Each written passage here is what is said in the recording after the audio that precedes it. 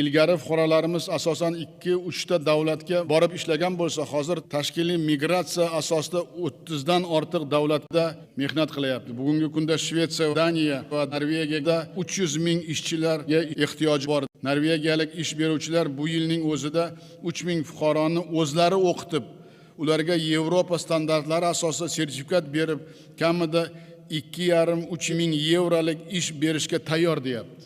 Yoki Shvetsiya grant ajratib, ijtimoiy xodimlarni tayyorlash va bu yilning o'zida 500 nafarni ishga olishga taklif beryapti.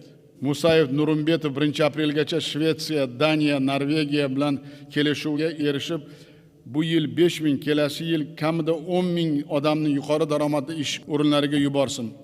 Umuman Nordik davlatlar Shvetsiya, Norvegiya, Daniya, Finlandiya, Islandiya tashqi mehnat migratsiyasida biz uchun yangi yo'nalish va kamida 500 million yevrolik mehnat bozori bo'ladi. Shu bois Musayev Shvetsiya va Latviyadagi elchilar Nurimbetov, Rahmonov bir oy muddatda dastur ishlab chiqib 2030-yilgacha 50 ming aholini Nordik davlatlarga ishga yuborish bo'yicha mas'uliyat oladi.